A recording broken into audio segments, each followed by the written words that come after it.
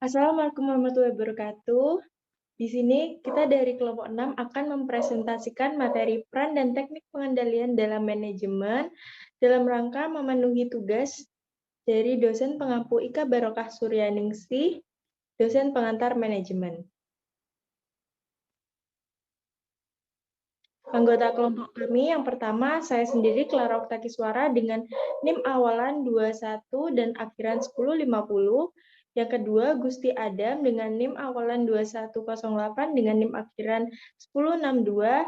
Yang ketiga ada Ina Novita Safitri dengan NIM awalan 21 dan NIM akhiran 1069.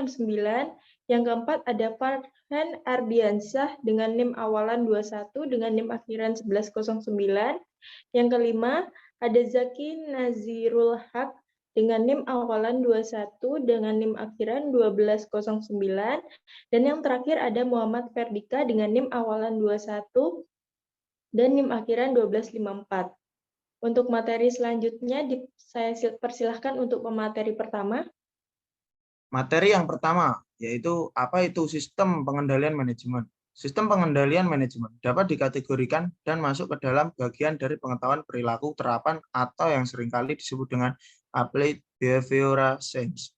Menurut Anthony dan Rees pada tahun 1984, sistem pengendalian manajemen sebagai sebuah sistem yang memiliki fungsi dalam pengendalian setiap aktivitas yang terjadi di dalam sebuah perusahaan dalam upaya menentukan strategi yang sesuai untuk diterapkan dan mencapai tujuan perusahaan tersebut.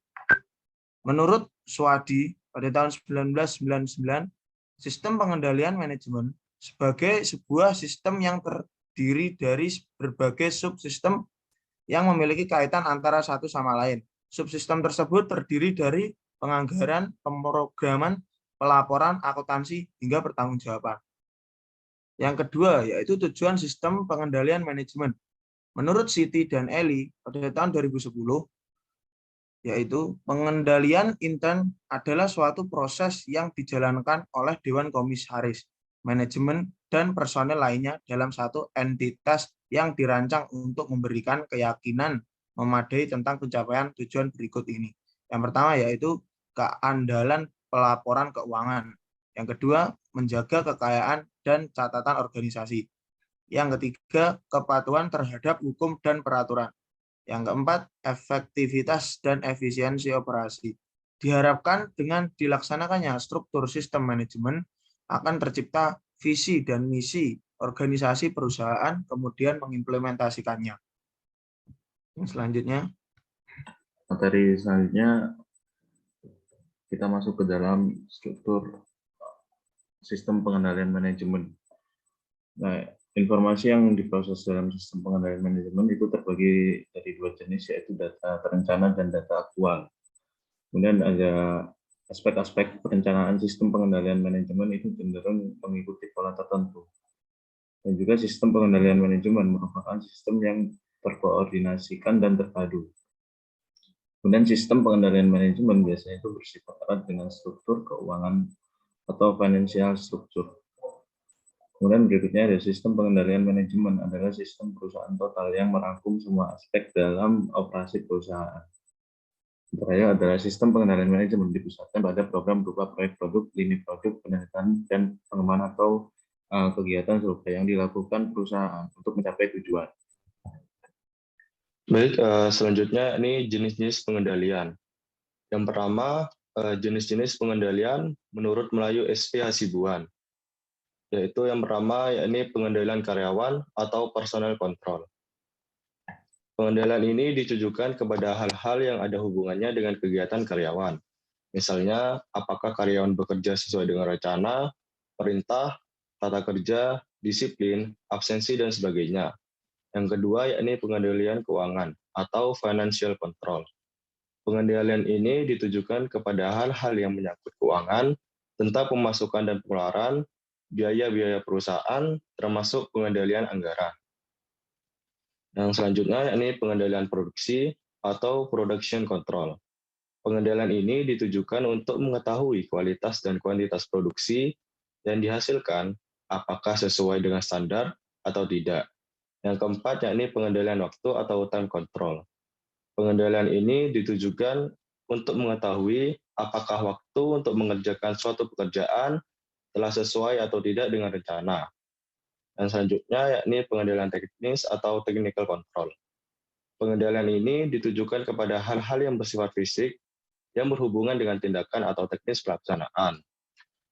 Dan selanjutnya yakni pengendalian kebijaksanaan atau policy control. Pengendalian ini ditujukan untuk mengetahui dan menilai apakah kebijaksanaan organisasi telah dilaksanakan sesuai dengan yang telah digariskan. Dan selanjutnya yakni pengendalian penjualan atau sales control. Pengendalian ini ditujukan untuk mengetahui apakah produksi atau jasa yang dihasilkan terjual sesuai dengan target yang diterapkan. Dan selanjutnya yakni pengendalian inventaris atau inventory control. Pengendalian ini ditujukan untuk mengetahui apakah inventaris perusahaan sesuai dengan data ataukah ada yang hilang. Dan yang terakhir yakni pengendalian pemeliharaan atau maintenance control. Pengendalian ini ditujukan untuk mengetahui apakah semua inventaris perusahaan dan kantor dipelihara dengan baik atau tidak. Dan jika ada yang rusak, dapat diketahui apa kerusakannya dan apa masih dapat diperbaiki atau tidak. Next.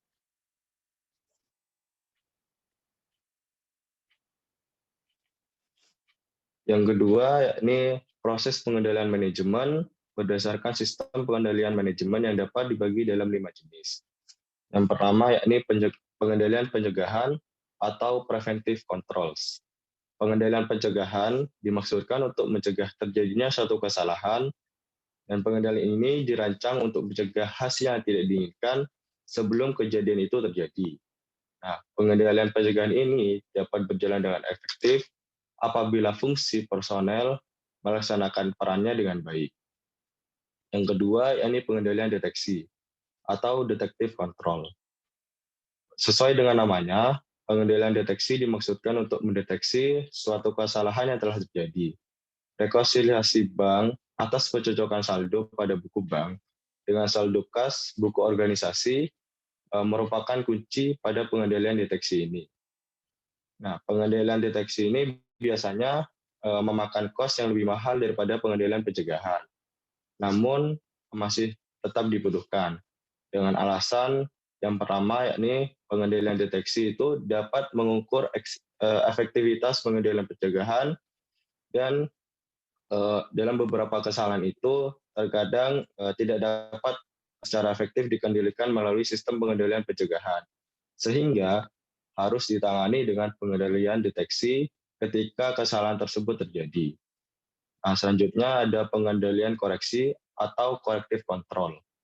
Pengendalian koreksi ini bertujuan untuk melakukan koreksi atas masalah-masalah yang teridentifikasi oleh pengendalian deteksi. Tujuannya adalah agar kesalahan yang telah terjadi tidak terulang kembali. Yang keempat, yakni pengendalian pengarahan atau directive controls. Pengendalian pengarahan adalah pengendalian yang dilakukan pada saat kegiatan sedang berlangsung, dengan tujuan agar kegiatan dilaksanakan sesuai dengan kebijakan atau ketentuan yang berlaku. Dan yang kelima, pengendalian kompensatif atau compensating controls. Pengendalian kompensatif ini dimaksudkan untuk memperkuat pengendalian karena adanya terbaikannya suatu aktivitas pengendalian.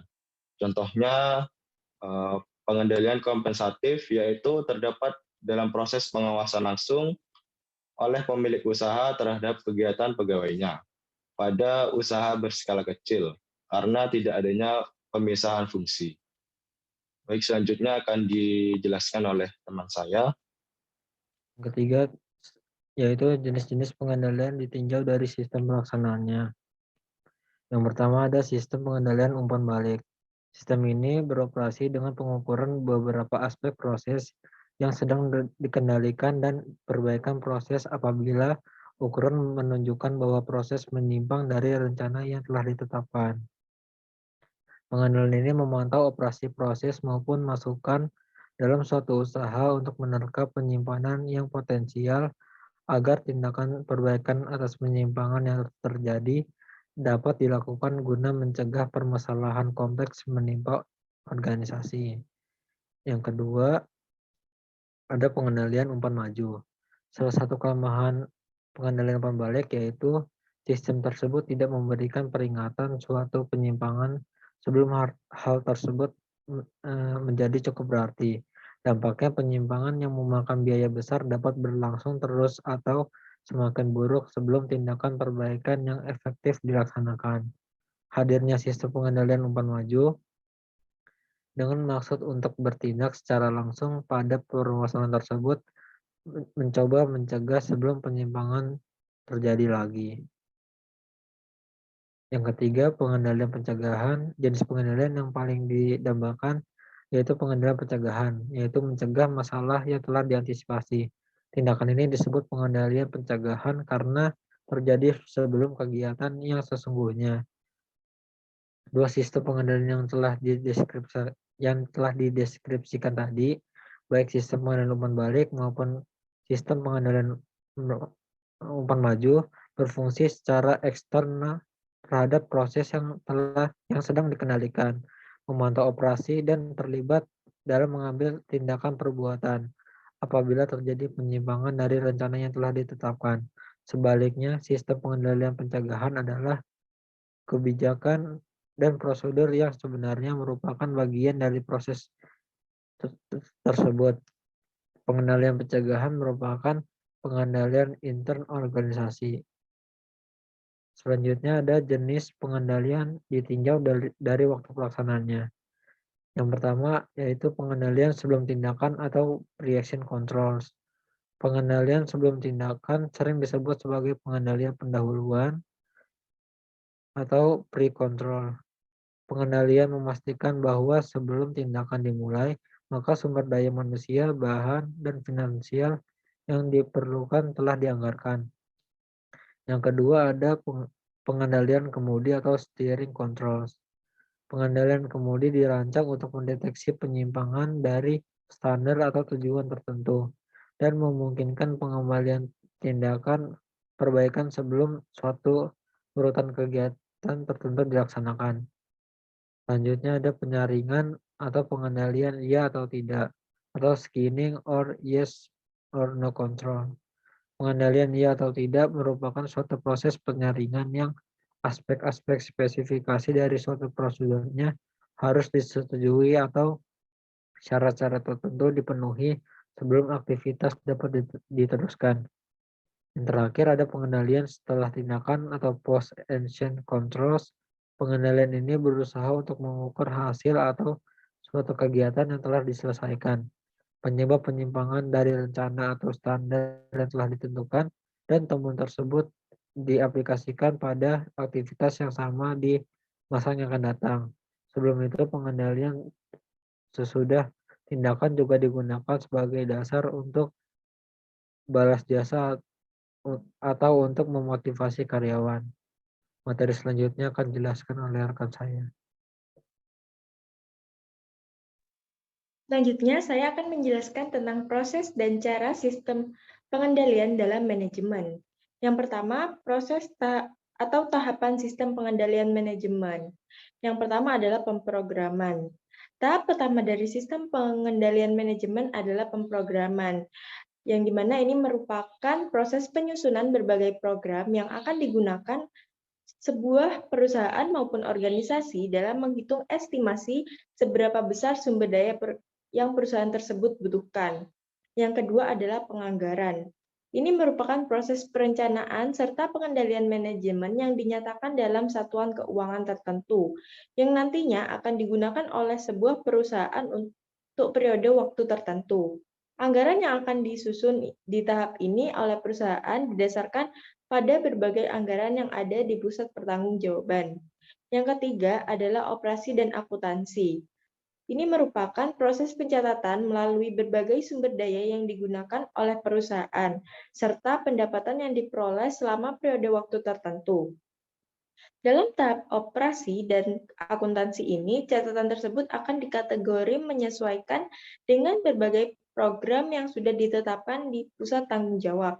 Berbagai kategori yang sudah disesuaikan dalam program sebelumnya yang sudah dilakukan akan dijadikan sebagai dasar untuk proses pemrograman di kemudian hari. Yang terakhir adalah laporan dan analisis. Ini merupakan pemilihan sebuah strategi yang tepat untuk ditinjau ulang. Dalam tahapan ini juga terjadi berbagai kebijakan yang dilakukan oleh perusahaan seperti menghapus, mengubah, menambah program yang ada, serta menjadi bahan pertimbangan bagi perusahaan untuk mengubah anggarannya di kemudian hari. Selanjutnya adalah cara atau metode pengendalian manajemen. Yang pertama adalah pengawasan langsung. Pengawasan langsung merupakan pengawasan yang dilakukan sendiri secara langsung oleh seorang manajer. Manajer melakukan pemeriksaan pekerjaan yang sedang dilakukan untuk mengetahui apakah di pekerjaan ini dikerjakan dengan benar dan hasilnya sesuai dengan yang dikehendaki. Pengendalian ini dapat dilakukan dengan cara inspeksi langsung, observasi di tempat atau on-the-spot observation, dan laporan diterima atau on-the-spot report. Yang kedua adalah pengawasan tidak langsung. Pengawasan tidak langsung merupakan pengawasan jarak jauh, artinya dengan melalui program yang diberikan oleh bawahannya. Laporan ini dapat lisan maupun tulisan, serta pelaksanaan pekerjaan dan hasilnya. Yang ketiga ada pengawasan berdasarkan pengecualian. Pengawasan berdasarkan pengecualian merupakan pengendalian yang dilakukan khusus untuk kesalahan-kesalahan yang luar biasa dari hasil atau standar yang diharapkan. Pengendalian ini dapat dilakukan dengan cara kombinasi, yaitu secara langsung dan tidak langsung oleh seorang manajer. Next. Selanjutnya saya akan menjelaskan tentang jenis-jenis pengawasan, di mana pengawasan ini telah disinggung di cara atau metode pengendalian manajemen tadi. Yang pertama ada pengawasan intern dan pengawasan ekstern, di mana pengawasan intern sendiri merupakan pengawasan yang dilakukan oleh orang ataupun badan yang ada dan terdapat di lingkungan unit organisasi atau lembaga yang bersangkutan. Kebalikannya, pengawasan ekstern merupakan pengawasan atau pemeriksaan yang dilakukan oleh unit pengawasan yang ada di luar unit organisasi atau lembaga yang diawasi. Yang kedua, ada pengawasan aktif dan pengawasan pasif. Pengawasan aktif itu bisa kita sebut sebagai pengawasan dari jarak dekat, merupakan pengawasan yang dilaksanakan sebagai bagian dari bentuk pengawasan yang dilakukan di tempat kegiatan yang bersangkutan. Nah, kebalikannya, pengawasan pasif bisa kita sebut sebagai pengawasan dari jarak jauh, yang merupakan suatu pengawasan yang dilakukan misalnya melalui penelitian serta pengujian terhadap atau laporan tanggung-jawaban yang disertai dengan berbagai bukti penerimaan maupun bukti pengeluaran. Yang ketiga, ada pengawasan preventif dan pengawasan represif. Pengawasan preventif itu lebih dimaksudkan sebagai suatu pengawasan yang dilakukan pada kegiatan sebelum kegiatan itu dilaksanakan. Nah, tujuannya untuk mencegah terjadinya kegiatan yang menyimpang. Misalnya, pengawasan tersebut dilakukan oleh suatu pemerintahan untuk menghindari adanya penyimpangan-penyimpangan pelaksanaan keuangan negara yang akan membebankan atau merugikan negara itu sendiri. Kebalikannya, pengawasan represif itu merupakan suatu pengawasan yang dilakukan terhadap suatu kegiatan setelah kegiatan itu sudah dilaksanakan atau dilakukan. Misalnya pengawasan represif itu contohnya pada akhir tahun anggaran yang dimana anggaran tersebut telah ditentukan lalu disampaikan laporannya.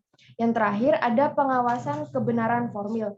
Pengawasan kebenaran formil ini merupakan pengawasan yang menurut hak rektimatikit dan pemeriksaan kebenaran material mengenai maksud serta tujuan pengeluaran atau dogmatikit.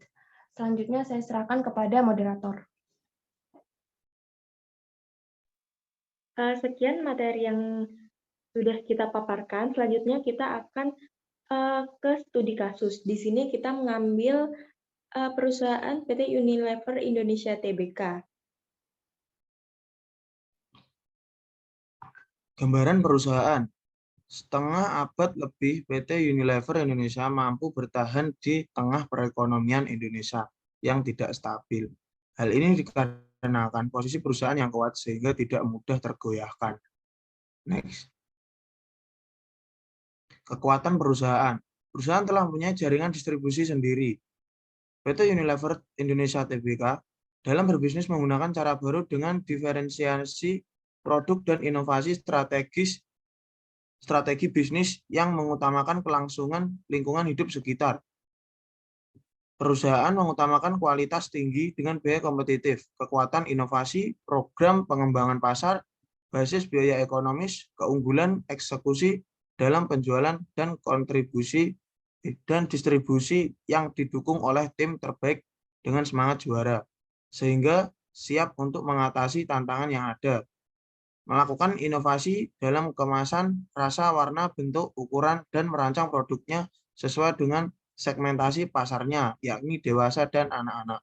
Dalam hal teknologi, perusahaan menggunakan mesin-mesin high speed dan bahkan tidak ragu untuk mengirim engineer-nya studi lanjut agar belajar mengenai bagaimana cara mengoperasikan dan merawat mesin, kerusakan mesin, dan bagaimana cara mengatasinya.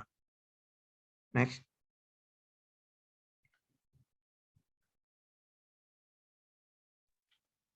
Selanjutnya, analisis internal dan eksternal. Yang pertama yakni analisis internal. Pada analisis internal ini terdapat beberapa pengetahuan umum yang telah dilakukan oleh PT Unilever. Yang pertama yakni pengetahuan teknologi. PT Unilever menggunakan 3 mekanisme utama dalam melakukan transfer teknologi, yaitu yang pertama dilihat dari mekanisme pemilihan mesin dan peralatan, yaitu difokuskan pada mesin high speed untuk proses produksi. Yang kedua, yakni mendapatkan bantuan teknis, yaitu PT Unilever mendapat bantuan untuk menginstal dan mengoperasikan mesin pada awal pembelian mesin. Dan yang ketiga, yakni mengirim engineer untuk studi lanjut, yaitu engineer perusahaan belajar langsung mengenai bagaimana cara mengoperasikan dan merawat mesin, dan bagaimana cara mengatasi jika terjadi kerusakan mesin. Yang kedua, yakni pengetahuan manufaktur. PT Unilever Indonesia menuju manufaktur berwawasan lingkungan. Sejak tahun 2010, Unilever telah meluncurkan program Unilever Sustainable Living Plan, sebuah strategi untuk meningkatkan kesehatan dan kesejahteraan, serta pengurangan dampak lingkungan dan peningkatan pendapatan bagi masyarakat. Secara berkesinambungan sebagai upaya pemahaman bagaimana sebuah bisnis dapat melipat gandakan bisnisnya disertai dengan pengurangan dampak lingkungan sekaligus memaksimalkan dampak positif bagi masyarakat. Unilever Indonesia dapat mampu memenuhi kriteria penilaian seperti sistem manajemen lingkungan, efisiensi energi, penurunan emisi, dan pengurangan limbah bahan beracun, serta pengurangan bahan beracun dan limbah berbahaya lainnya. Yang ketiga, yakni pengetahuan pemasaran. Dalam pemasaran global, eksistensi diperlukan dalam pengembangan ide pemikiran, baik dalam cakupan nasional maupun internasional. Dalam hal ini, khususnya perusahaan Unilever, harus bisa membuat sebuah grand design mahakarya, khususnya pemasaran global, yang menuntut sebuah pengembangan karir sebuah perusahaan, khususnya pada PT Unilever, selain memantau jalannya proses globalisasi dari para pesaing. Unilever harus bisa memiliki pengetahuan yang lebih mengenai pemasaran yang baik, melihat sisi pasar dengan cermat, bisa mengetahui tingkat kebutuhan dan keinginan konsumen, serta membangun citra produk. Hal ini juga sebagai salah satu dari strategi perusahaan untuk dapat mempertahankan dan meningkatkan kepercayaan konsumen terhadap brand Unilever. Dan yang terakhir, yaitu pengetahuan distributor. Pengetahuan distributor ini juga harus dipahami oleh perusahaan Unilever, karena distributor dalam pemasaran diakui memberikan andil yang sangat besar dalam penyebaran produk perusahaan. Hal ini terjadi karena jika tanpa distributor, produsen tidak akan dapat bersaing dengan lawan-lawannya. Hal ini khususnya berlaku untuk produk-produk yang termasuk dalam consumer goods. Apabila perusahaan-perusahaan yang bergerak di bidang ini tanpa kehadiran sejumlah retail yang jumlahnya tersebar, maka perusahaan tidak dapat menjangkau konsumen secara luas. Selanjutnya, analisis eksternal akan dijelaskan oleh rekan saya. Baik, selanjutnya kita masuk ke analisis eksternal. Yang pertama ini ada pesaing, kemudian ada konsumen, yang ketiga ada pemasok, kemudian yang keempat ada regulasi atau kebijakan yang berhubungan dengan pendapatan, dan yang terakhir ini sosial. Yang pertama ini kita masuk ke pesaing, jadi analisis perusahaan X dari Unilever. Dari Unilever ini pesaingnya ada PT Wings kalau di Indonesia. Jadi PT Unilever harus mampu dalam mengembangkan produk-produknya dalam memenuhi kebutuhan masyarakat. Yang kedua ini adalah konsumen.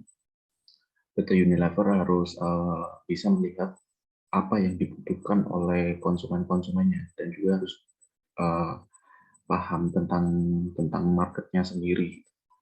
Yang terakhir, yang ketiga ini adalah pemasok. Nah, pemasok ini PT Unilever itu mencari supplier atau pemasok yang menguntungkan kedua belah pihak dari perusahaan dan juga pemasok itu sendiri. Contohnya adalah PT Unilever ini memasok ke kelapa sawit di Kalimantan.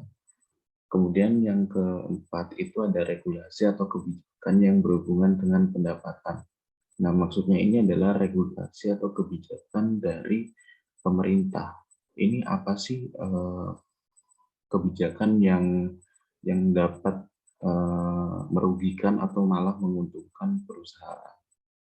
Nah, yang terakhir ini adalah sosial.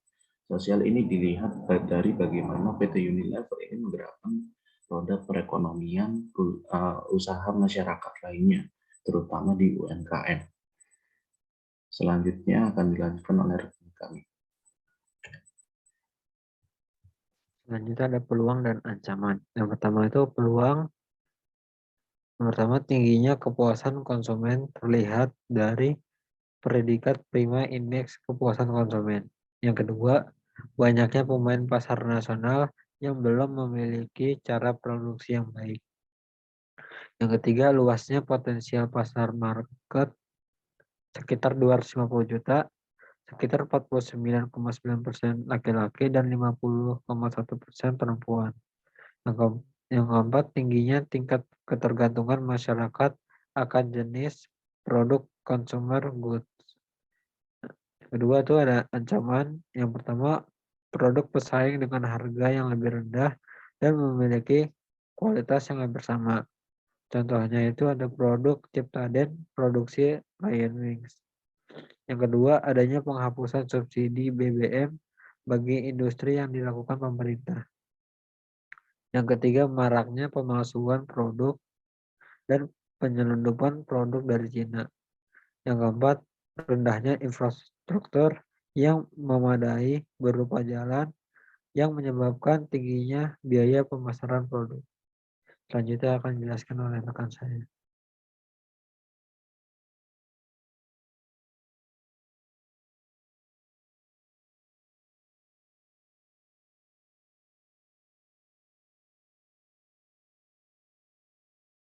Next slide.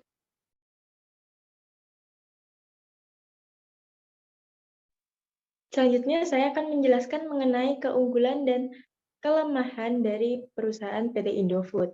Keunggulan yang pertama, perusahaan PT Indofood merupakan pemimpin pasar customer goods.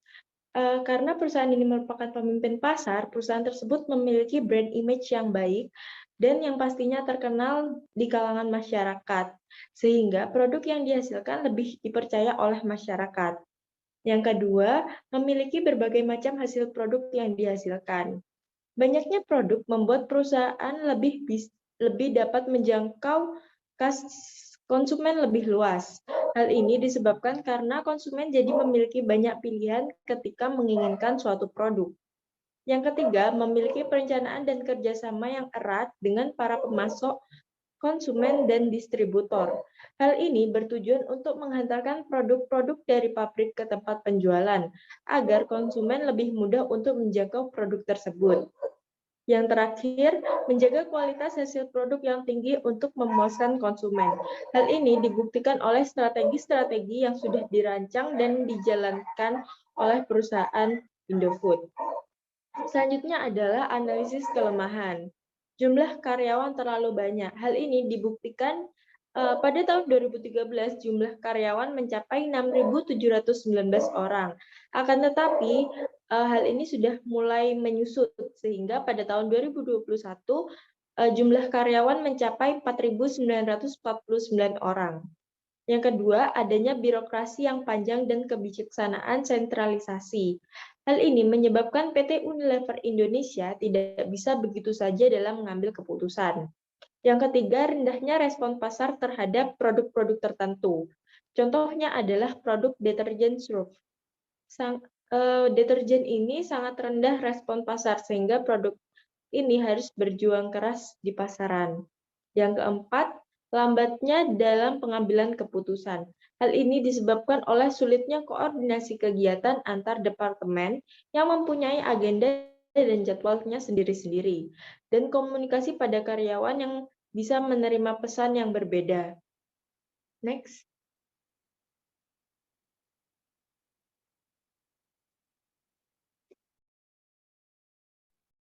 Baik, selanjutnya di sini saya akan menjelaskan tentang analisis fungsional perusahaan, di mana analisis ini merupakan analisis terakhir untuk PT Unilever Indonesia. Yang pertama ada analisis strategi manajemen keuangan, yang kedua ada strategi manajemen sumber daya manusia, yang ketiga ada strategi manajemen operasional, dan yang keempat strategi manajemen pemasaran. Yang pertama ada analisis strategi manajemen keuangan, di mana manajemen keuangan sendiri umumnya berkisar pada 3 hal. Ya, ini yang pertama, bagaimana perusahaan memperoleh modal, memperoleh alokasi kapital, dan memperoleh manajemen modal kerja, termasuk dalam pembagian keuntungan.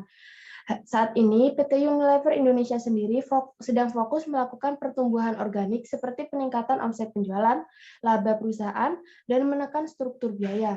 Namun, tidak menutup kemungkinan nantinya PT Unilever akan melakukan pertumbuhan anorganik juga. Yang kedua, ada analisis strategi manajemen SDM, di mana manajemen SDM sendiri berkisar pada kegiatan pengadaan, penggunaan, dan pemeliharaan sumber daya manusia.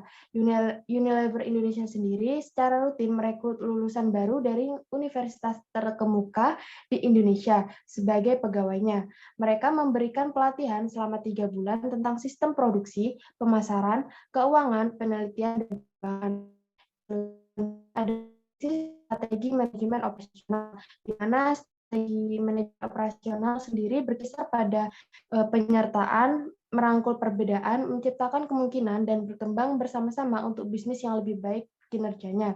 Merangkul keberagaman dalam tenaga kerja berarti memberikan perhatian penuh, memandang dan adil kepada semua pemohon dan pembangunan berkelanjutan semua karyawan tanpa memandang jenis kelamin, kebangsaan, ras, kepercayaan, cacat, atau status sosial. Nah, keanekaragaman ini memainkan peranan penting dalam memastikan perusahaan memahami kebutuhan konsumen. Produktivitas kerja yang berusaha ditingkatkan dari tahun per tahun dengan melatih sumber daya manusia dalam bidang produksi dan keuangan. Yang terakhir ada strategi manajemen pemasaran. Dalam strategi manajemen pemasaran ada 4 komponen pokok bidang pemasaran yang dapat dikendalikan perusahaan. Yang pertama produk, price, place, and promotion, yang saat ini kita kenal dengan nama 4P. Di mana misalnya dalam produk Pepsodent milik Unilever Indonesia, produk ini mengutamakan pada kesehatan gigi anak-anak dan dewasa dengan harga yang dapat dijangkau oleh konsumen. Nah, produk ini didistribusikan ke seluruh wilayah yang dapat mencapai konsumen akhir, dan promosinya dilakukan ke berbagai lapisan konsumen, misalnya ke sekolah, puskesmas, dan tempat lainnya.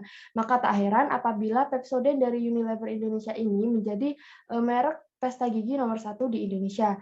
Nah, penerapan strategi yang baik dari PT Unilever Indonesia itu telah berhasil membuat perusahaan ini mampu bertahan di kancah perekonomian Indonesia. Bahkan Unilever Indonesia sendiri telah menjadi perusahaan nomor 1 untuk kategori consumer goods di negara ini. Semua masyarakat di Indonesia pasti pernah menggunakan barang produksinya, entah itu masyarakat tua, muda, kalangan atas, kalangan bawah, penduduk kota maupun desa, dan sebagainya. Bahkan sampai ke pelosok negeri sekalipun. Dengan praktik manajemen yang baik dan tentunya akan membuat pertumbuhan perusahaan juga semakin membaik. Saya kembalikan kepada moderator. Sekian pemaparan studi kasus yang telah kami sampaikan. Dengan ini, berakhirlah presentasi kita hari ini. Mohon maaf jika ada kesalahan kata, dan jika ada materi yang masih dibingungkan, kalian bisa mengajukan pertanyaan. Saya tutup, terima kasih. Wassalamualaikum warahmatullahi wabarakatuh.